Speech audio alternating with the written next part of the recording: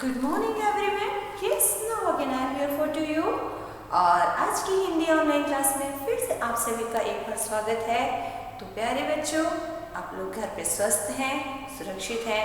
इसी मंगल कामनाओं के साथ में हम आज का ये दिन और आज की ये कक्षा आरंभ करते हैं। तो मेरे प्यारे बच्चों, वैसे तो लगभग हमारा बहुत कुछ हिंदी विषय में हो चुका है और लगभग हम जो है वो अब अपने हिंदी भाषा का जो हमने व्याकरण आरंभ किया था उसके अंत की ओर है। और इस पिछले सत्र में आप लोगों ने बहुत कुछ पढ़ा है। वैसे तो आप हिंदी भाषा को कई समय से पढ़ते आ रहे हैं, लेकिन हम लोगों ने इस बार बाकायदा एक प्रॉपरली रूप से जो व्याकरण पुस्तक है वो आरंभ की थी। और अभी हम लोग अपनी हिंदी व्याकरण का सेम सेकंड जो है फैंसी बुक का वो पढ़ रहे हैं। और आज हम इसी को आगे बढ़ाते हुए अपना एक नया विषय जो है वह आरंभ कर रहे हैं और वह है अनुच्छेद लेखन। अनुच्छेद लेखन यानी कि पैराग्राफ राइटिंग। आप सोच रहे होंगे कि मैम पैराग्राफ राइटिंग क्या होता है। आप में से बहुत सारे बच्चे जो हैं उनको ये अच्छे से पता है कि पैराग्राफ राइटिंग क्या होती है, क्योंकि जब हम भाषा को पढ़ते हैं, भाषा किसी भी विधा में लिखी हो तो उसमें बेटा पैराग्राफ तो आता ही है। यदि आप जिसे कहते हैं अंतरा है ना, एक छोटा सा अनुच्छेद या एक कुछ पंक्तियों का जो समूह होता है ना, जो संक्षिप्त में होता है लेकिन बहुत ही अर्थपूर्ण होता है। अगर आप कविता भी पढ़ते तो उसमें भी 2 पैराग्राफ 3 पैराग्राफ होते हैं, छोटे छोटे उसमें अंतरे होते हैं। उसी तरह यदि आप कोई निबंध लिख रहे हैं, कोई कहानी होती तो उसमें भी वो टुकड़ों में होती है, क्योंकि आप सतत लगातार तो कुछ लिख नहीं सकते और अगर लिख भी लेंगे तो उसको हम पढ़ने में और याद रखने में दिक्कत होती है। तो छोटे छोटे जो उनको भागों में बांट दिया जाता है वो एक तरह से हमारा क्या कहलाता है, अनुच्छेद, है ना। बहुत क्लियरली आप लोग को ये चीज़ समझ में तो आ ही रही होगी, क्योंकि जब हम किसी विस्तृत चीज़ को अगर अनुच्छेद में या छोटे भागों में बांट लेते हैं तो कहना आसान होता है, समझाना भी आसान होता है, लिखने में भी आसानी होती है, सरलता जो होती है वो हमें बहुत हेल्प करती है। तो आज हम लोग अनुच्छेद लेखन क्या होता है, क्यों ज़रूरी होता है, कैसे लिखा जाता है, इसके बारे में पढ़ेंगे। तो सभी बच्चे सबसे पहले अपनी पुस्तक जो है फैंसी वाली, उसका पेज नंबर जो है 158 और 159 ओपन कर लीजिए बेटा। पेज नंबर 158 और 159 है ना। अब चूंकि हम लोग अपने व्याकरण भाषा के अंतर्गत लगभग सभी जो मुख्य चीज़ें होती हैं जो कि भाषा की शुद्धता के लिए, भाषा की स्पष्टता के लिए ज़रूरी होती है, वो हम लगभग सभी चीज़ें पढ़ चुके हैं, समझ चुके हैं। हमें वाक्य बनाना आ गया है, हमें वाक्य का शुद्धिकरण भी आ गया है, वाक्य कैसे शुरू होता है, कैसे वह पूर्ण होता है, कहाँ कौन सा चिन्ह लगाया जाएगा, फिर वाक्य में हम लोग किस तरह से संज्ञा, सर्वनाम, वचन, लिंग, कारक, विशेषण, क्रिया विशेषण आदि का प्रयोग हम कैसे करेंगे, ये हमने लगभग समझ लिया है। अब अनुच्छेद लेखन के लिए ये सारी चीज़ें आवश्यक होती हैं, है ना। जब तक आपको एक शुद्ध वाक्य बनाना नहीं आएगा, आप अपनी बात कह तो सकते हो, लेकिन क्या होगी, बहुत लंबे रूप में, बहुत विस्तृत रूप से उसको समझा कर नहीं कह पाओगे। तो चूँकि अब हम इन चीज़ों को, इन विषयों को अच्छे से पढ़ चुके हैं और जिन बच्चों ने कंटिन्यूसली हमारे साथ प्रैक्टिस की होगी वो लोग इसमें थोड़े से अच्छे भी हो गए होंगे, है ना। अनुच्छेद लेखन, ओके। चलिए पुस्तक ओपन कर लीजिए। आपको इसमें कई छोटे छोटे अनुच्छेद दिए हैं जिनके द्वारा हम ये समझेंगे कि एक अच्छा अनुच्छेद क्या होता है। जब किसी विषय पर हम अपने विचार एक अनुच्छेद में लिखकर व्यक्त करते हैं तो उसे अनुच्छेद लेखन कहते हैं। बात समझ में आई? पूरी लाइन पढ़ी। जब किसी विषय पर अपने विचार एक अनुच्छेद में लिखकर व्यक्त किए जाते हैं तो उसे अनुच्छेद लेखन कहते हैं। एक अनुच्छेद में लगभग 80 से 100 शब्द होते हैं। कितने होते हैं? 80 से लगभग 100 शब्द होते हैं। अनुच्छेद लेखन की आवश्यकता क्या है? अनुच्छेद लेखन से छात्रों में रचनात्मक क्षमता का विकास होता है। अब आप कहेंगे मैम ये रचनात्मक विकास क्या होता है, क्षमता क्या होती है, ये क्यों ज़रूरी है?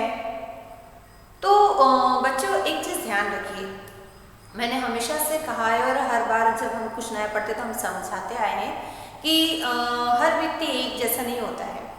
भाषा वही है, भाषा के तत्व वही हैं, लेकिन उनको प्रयोग करने का तरीका, उनको आप कैसे यूज़ करते हैं, वो हर व्यक्ति पर अलग अलग रूप से निर्भर करता है। क्यों? क्योंकि हर व्यक्ति का जो मानसिक क्षमता है, बौद्धिक क्षमता है, वह अलग अलग होती है। सभी बच्चे एक जैसा नहीं सोच सकते हैं। दुनिया का हर व्यक्ति भी अगर आप ले लें तो वो एक दूसरे से अलग होता है। सिंपल सी बात है, उनकी सोच भी अलग होती है।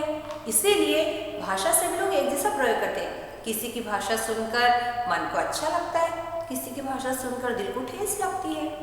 सिर्फ उनके शब्दों या उन्होंने जो तरीका यूज़ किया है, प्रयोग किया है अपनी बात कहने के लिए, उस पर डिपेंड करता है कि सामने वाले व्यक्ति को भाषा का कितना अनुभव है, कितना उसके पास ज्ञान है, कितना वो अपनी बुद्धि का प्रयोग कर रहा है ना। तो उसी तरह से अनुच्छेद लेखन जो होता है वो छात्रों की जो रचनात्मक क्षमता होती है, रचनात्मक मतलब क्रिएटिविटी जो होती है, स्किल, उसको चेक करने में बहुत हेल्पफुल होता है अनुच्छेद लेखन। जैसे ही मान लीजिए आप न्यूली बहुत शुरू में जब क्लास में आते हैं, है ना, अब टीचर भी नए हैं, बच्चे भी नए हैं, है ना, तो नॉर्मली अब मुझे कैसे पता चलेगा कि किस बच्चे को किस चीज़ का कितना ज्ञान है?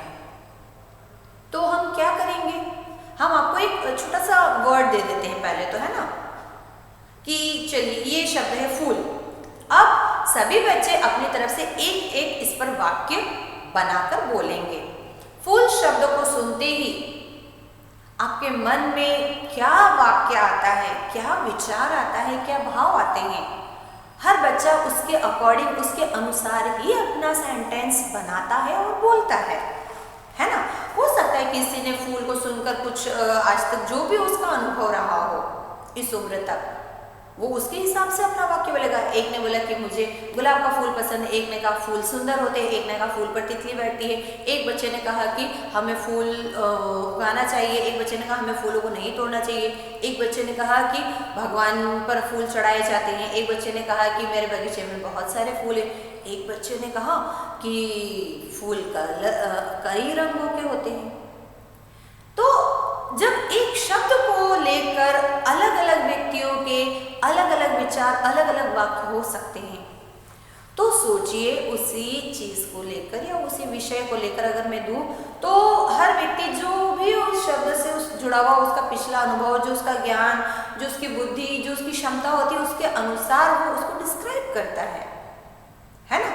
याद कीजिए, इसके पहले हम लोगों ने आपको अनुच्छेद लेखन के लिए कुछ विषय दिए थे। पिछली बार हमने अनुशासन पे भी लिखा था। फिर जैसे नॉर्मली आप लोग गाय पर लिख देते हैं 10 वाक्य, है ना। अभी तक आप छोटी क्लास में थे तो 10 वाक्य दीपावली पे लिखते थे या मेरे प्रिय त्योहार पे लिखते थे। तो कुछ बच्चे क्या लिखते थे, मुझे दीपावली पसंद है, हम दीपावली पे पटाखे जलाते हैं, मैं दीपावली पे 5000 के पटाखे जलाता हूँ, दीपावली पे मेरे पापा खिलौने लाते हैं। फिर एक ने लिखा था दीपावली पर हम दिए जलाते हैं। एक बच्चे ने लिखा था कि दीपावली पर हम लोग नए कपड़े खरीदते हैं। एक बच्चे ने लिखा कि दीपावली पर हमारे यहाँ बहुत सारे व्यंजन बनते हैं। सभी बच्चों ने लिखा एक ही विषय पर था, पर सबके अलग अलग विचार थे। कहीं पर उनके विचार मिल भी रहे थे, लेकिन लिखने का तरीका अलग था। एक बच्चा था, उसे जब हम लोगों ने गाय का निबंध लिखने को दिया कि गाय के ऊपर आप चलिए 10 वाक्य लिख दीजिए, है ना, छोटी कक्षा में। तो एक बच्चे ने क्या करा, उसने जब लिखना शुरू किया, गाय के 4 पैर होते हैं, एक बार, गाय के 2 सींग होते हैं, सेकंड सेंटेंस, गाय के 2 कान होते हैं, थर्ड सेंटेंस, गाय की 2 आंखें होती हैं, फोर्थ सेंटेंस। फिफ्थ सेंटेंस में उसने क्या लिखा, गाय के एक मुंह होता होता है। ठीक है, उसने जब 6th सेंटेंस लिखा तो उसने क्या लिखा कि गाय दूध देती है ना। फिर उसने लिखा गाय हमारे घर रोज आती है, ये हो गया उसके। अगला सेंटेंस, हम रोज गाय को रोटी देते हैं, ये हो गया अगला। 9th सेंटेंस, गाय के दूध से मुझे ताकत मिलती है। और आखिरी में उसने क्या लिख दिया, गाय एक पालतू पशु है। एक ही गाय थी, उसमें सारी क्वालिटीज एक ही जगह थी, उसने उसको डिस्क्राइब कर करके 10 सेंटेंस बना दिए। मैम मेरे हो गए, क्योंकि मैंने उस सब्जेक्ट को, उस विषय को यूज किया है और मैंने उसको लेकर वाक्य बनाए हैं, तो मेरा जो वाक्य निर्माण है वो तो सही है। लेकिन एक दूसरा बच्चा, उसने गाय के बारे में लिखा लेकिन अलग अलग। उसने क्या लिखा, जो उसकी पूरी विशेषता थी, गाय कई प्रजातियों की पाई जाती है, मेरे घर सफ़ेद रंग की गाय है, गाय को हम गौ माता भी कहते हैं, गाय के 4 पैर, 2 सींग, एक लंबी पूंछ होती है, फिर गाय के बच्चे को बछड़ा कहते हैं। फिर उसने लिखा कि गाय एक पालतू पशु है। फिर हम लोगों ने लिखा कि गाय को माता के रूप में पूजा भी जाता है, गाय के गोबर से हमको ईंधन प्राप्त होता है। फिर हमने लिखा था कि गाय के मूत्र से दवाइयाँ, औषधियाँ बनाई जाती हैं। विषय एक ही था बेटा, लेकिन कौन कैसा सोचता है, उस विषय को उसका ज्ञान कैसा है, उसके आधार पर वो उसको कैसे फैलाता है, कैसे बताता है, ये निर्भर करता है। और उसी से हमें उस बच्चे की क्रिएटिविटी जो स्किल होती है वो पता चलती है। ये नहीं, जब मैंने एक बच्चे का सुना तो मुझे पता चला कि इसने गाय के बारे में सिर्फ उतना ही बोला जितना उसको देखा है, उसके बारे में उसको और कोई आसपास से जानकारी मिली नहीं। सेकंड वाला जो बच्चा है, उसने मुझे जो बताया उससे हमें ये पता चलता है कि हाँ, उसने गाय को सिर्फ देखा नहीं है, उसके बारे में और कहीं से पढ़ा भी है, उसके बारे में जानकारी भी ली है, उसके आसपास के लोगों ने उसे बताया हुआ है कि ये होता है। तो यहाँ पर अनुच्छेद लेखन जो होता है बेटा, वो सिर्फ कुछ वाक्यों का निर्माण नहीं होता है।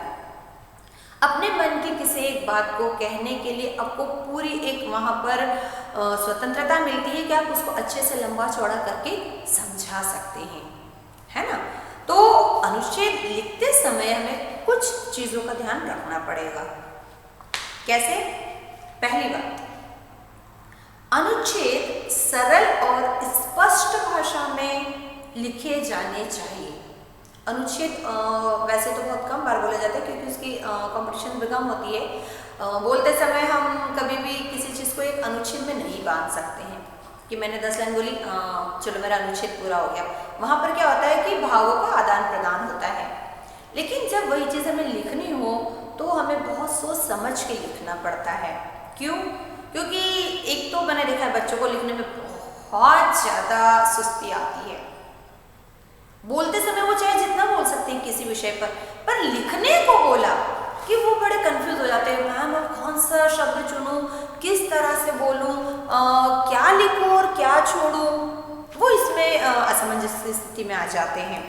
तो अनुच्छेद लिखते समय या लिखने से शुरू करने से पहले हमें थोड़ी चीज़ों को मन में ध्यान रखना चाहिए कि हम जो भी विषय पर अपना पैराग्राफ या अनुच्छेद लिख रहे हैं, अनुच्छेद है ना, वो एक तो सरल मतलब इजी वे में होना चाहिए। जो भी उसको पढ़े उसको आसानी से वो समझ में आ जाना चाहिए। वाक्य में आपने जो भी शब्द इस्तेमाल किए वो, और स्पष्ट होना चाहिए। मैंने अभी बोला ना, गाय के 2 पैर होते हैं, गाय के 4 पैर होते हैं, 2 आंखें होती हैं, 2 सींग होते हैं, ये नहीं तो सबको पता है। आप उसको सिंपली भी लिख सकते हो ना कि गाय के शरीर में या गाय के इतने अंग होते हैं, आप उतना लिख दो। तो आप जो भी लिख रहे हो शब्द वो स्पष्ट होने चाहिए।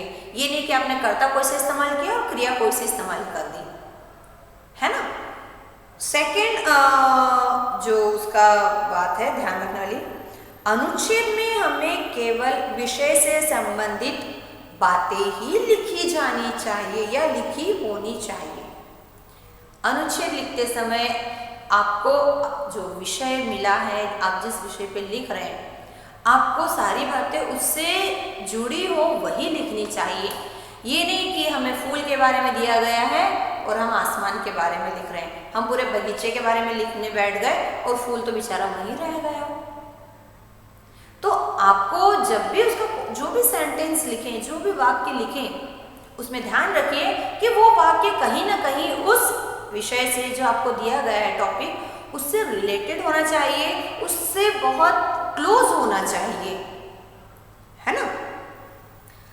कई बार बोलते समय भी क्या होता है, हम बोलते कुछ है, मतलब हमने टॉपिक कुछ और शुरू किया होता है और हम कहीं और चले जाते हैं, एकदम उसे डिफरेंट वे में चले जाते हैं, तो जो सामने वाला होता है ना, उसको वो चीज़ समझ में ही नहीं आ पाती है। फिर वो आखिरी में बताए आप बोलना क्या चाहते हैं, क्लियरली बताइए। वो आखिरी में ऐसा बोलता है, तब हमें अपनी गलती कहते, अरे मैं तो इस विषय पर बोलने के लिए या बात करने के लिए आया था और बात करते करते मैं और कहीं चला गया। तीसरी जो ध्यान रखने योग्य बात है बेटा, वो है कि अनुच्छेद के वाक्य छोटे और एक दूसरे से संबंधित होना चाहिए।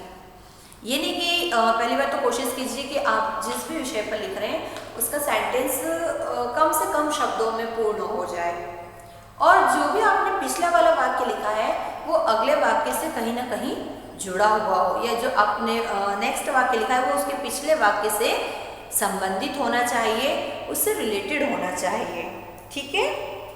और अंतिम सबसे ध्यान रखने योग्य बात, अनुच्छेद में उचित विराम चिन्हों का प्रयोग होना चाहिए। हम जो भी वाक्य लिख रहे हैं उसकी स्पष्टता के लिए, उसकी शुद्धता के लिए, उसका सही अर्थ पता चले, उसके लिए जरूरी है बेटा कि आप अपने अनुच्छेद के वाक्यों में सही विराम चिन्ह, जहाँ जहाँ जो विराम चिन्ह आना है, लगना है, जिसकी जरूरत है उसको वहां पर आप लगाएं, वरना क्या होता है पता है, वो वाक्य भी अपनी शुद्धता खो देता है और वो जो अनुच्छेद है उसका अर्थ का अनर्थ हो जाता है ना। तो आपको यहाँ पर कुछ अनुच्छेद दिए गए हैं, देखिए हम पढ़ रहे हैं, आप लोग भी अपनी पुस्तक खोल लीजिए बेटा।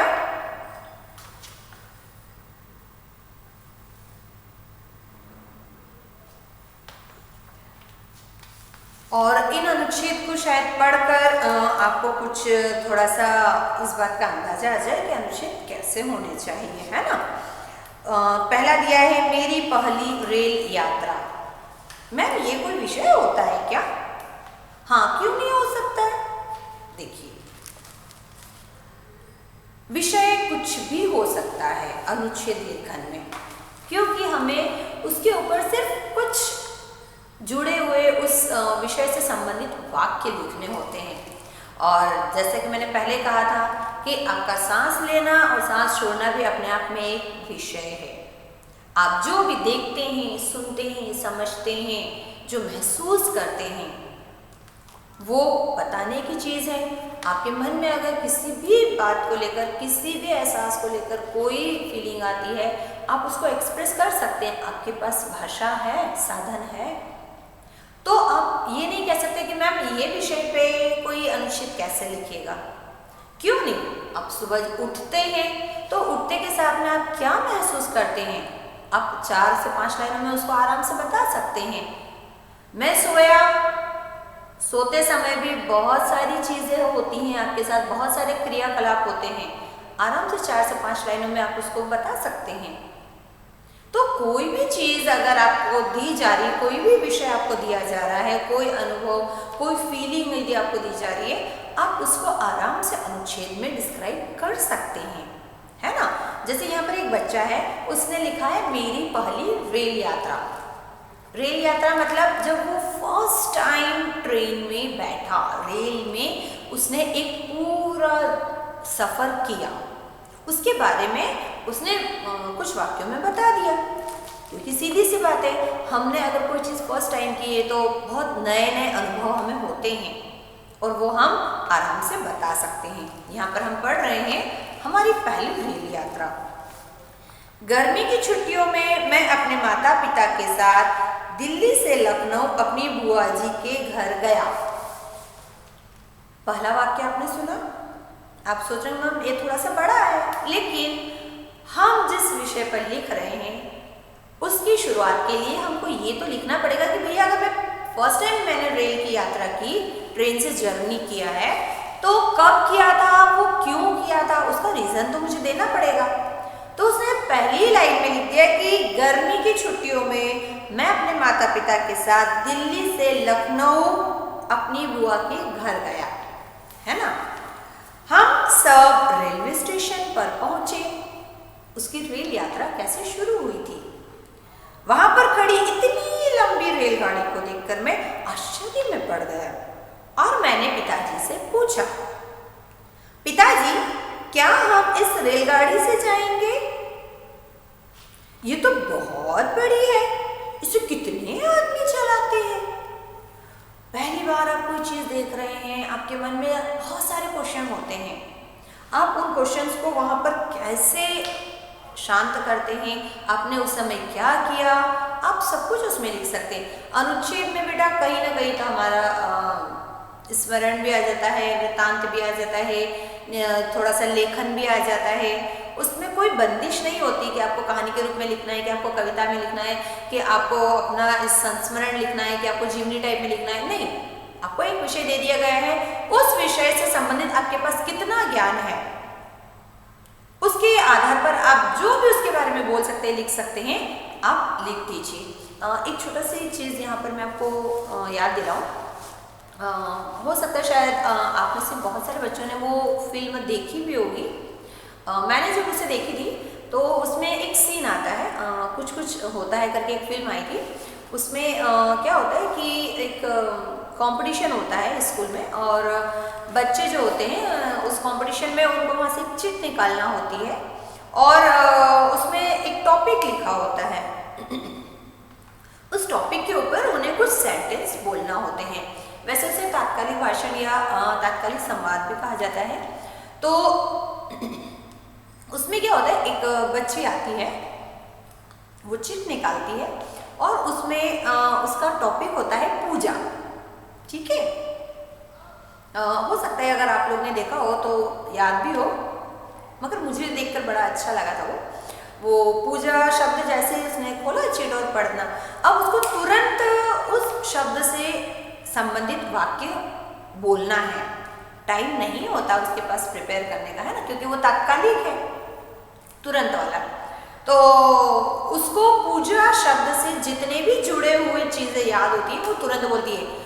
पूजा भट्ट मेरी फेवरेट एक्टर है, पूजा मेरी सहेली का नाम है, मेरी दादी रोज घर में पूजा करती है, मेरी मम्मी कहती है कि पूजा करने से दादी खुश हो जाएंगी और हमें बहुत सारा पैसा देंगी, और मैं रोज पूजा करती हूँ, और पूजा करना मुझे पसंद है, और पूजा करने के बाद मुझे मिठाई खाने को मिलती है, एट्सेट्रा एट्सेट्रा। और वहाँ जो लोग बैठे होते हैं वो बहुत हंसते हैं। क्यों? इसलिए नहीं कि उस बच्चे ने कुछ गलत बोला है, लेकिन उस शब्द को सुनकर उसके मन में जितने भी ख्याल आए, जितने विचार आए, जो भी उसका ज्ञान था, उसके बेस पर उसने तुरंत अपना सेंटेंस बोल दिए थे, है ना, वाक्य निर्माण तुरंत उसने कर लिया था। तो ऐसा ही कुछ अनुच्छेद में भी होता है बेटा। हमें उस विषय से संबंधित जो भी ज्ञान होता है हम वो वहाँ पर लिख देते हैं, है ना। चूंकि वैसे ही क्या होता है कि एक जो नेक्स्ट बच्ची होती है उसको एक टॉपिक निकलता है माँ, तो वो बच्ची भी उस पर बोलती है कि माँ बहुत अच्छी होती है, माँ हमारे ये करती है वो करती है, माँ सबसे ज़्यादा प्यार करती है, और एक है माँ मतलब पूरी दुनिया में सबसे स्पेशल होती है, बस हमारे ही पास नहीं है, मतलब उसकी मम्मा नहीं होती है। तो बहुत वो क्या होती है, सैंटी हो जाती है। लेकिन ऐसा भी है कि फिर जैसे उसके डैडी कहते हैं ना कि माँ नहीं है, लेकिन हमारे पास पापा है जो माँ की तरह है।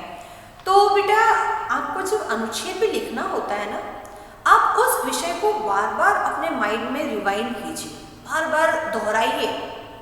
आपके पिछले वाले रिकॉर्ड में, आपकी मेमोरी में कहीं पर उस विषय से संबंधित कुछ जानकारी, कुछ अच्छी यादें, कुछ मेमोरीज ऐसी हो सकती है जो पड़ी हो, और आप उसको अपने अनुच्छेद लेखन में यूज कर सकते हैं। जैसे यहाँ पर बच्चा अपनी पहली रेल यात्रा के बारे में लिख रहा है, तो बहुत पहले उसने की थी, लेकिन उससे जुड़ी हुई उसको वो जो भी छोटी छोटी बातें याद थी वो उसने लिखी हैं कि मैं सबसे पहली बार अपनी बुआ के घर गया था, गर्मी की छुट्टियों में गया था, अपने मम्मी पापा के साथ गया था और जब मैं रेलवे स्टेशन पे पहुंचा तो वहाँ पर बस लंबी सी रेल ही मैंने देखी। उस रेल को देखते ही मेरे मन में क्वेश्चन भी आया। मैंने अपने पापा से पूछा कि इतनी लंबी रेल कैसे चलती होगी। इतनी बड़ी रेल को जब एक छोटी सी गाड़ी होती है उसको चलाने के लिए आप लगते हैं, हमारी जो कार होती है उसको चलाने के लिए एक व्यक्ति लगता है, तो इतनी बड़ी रेल को चलाने के लिए तो कितने लोग लगते होंगे, क्योंकि उसे नहीं पता है कि इसको धक्का देकर नहीं चलाया जाता है, इसको बाकायदा इंजन के द्वारा चलाया जाता है। तो उसने देखिए फिर आगे क्या लिखा। पिताजी हंसकर बोले, बेटे यह गाड़ी एक ड्राइवर चलाता है और यह पटरी पर चलती है। क्या करते हैं, इसको भी बाकायदा दूसरे वाहनों की तरह एक ड्राइवर चलाता है और ये पटरी पर चलती है। इसमें कई डिब्बे होते हैं। तो मैंने पूछा, पिताजी ये रेलगाड़ी अगर पटरी से उतर गई तो क्या होगा? बस सड़क पर चलती है, कार जो भी है वो सब सड़क पे चलती है, हवाई जहाज हवा में चलता है। आपकी जो रेल होती है वो पटरी पर चलती है। तो उसको बड़ा आश्चर्य हुआ कि अगर कभी ये पटरी से उतर गई, रेल है ना, अब इसकी तो आंखें नहीं, इसको नहीं पता कि आगे नहीं है, बाई चांस कभी उतर गई तो ड्राइवर इसको कैसे संभालेगा?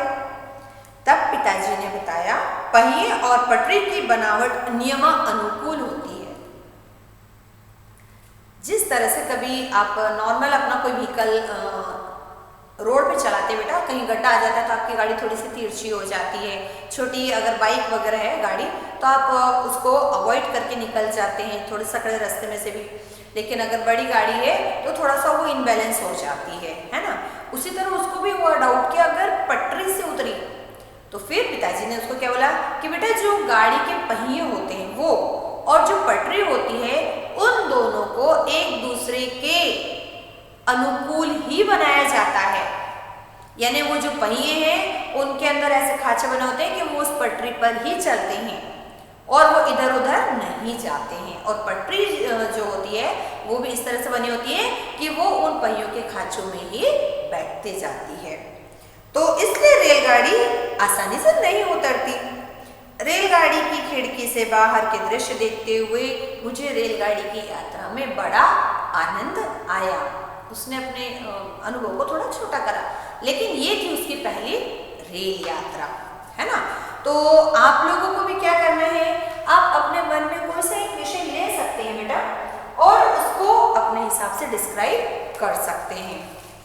देखिए इसमें आपको कुछ और भी दूसरे विषय दिए गए हैं, जैसे इसमें दिया है टेलीविज़न या क्रिसमस भी दिया है ना।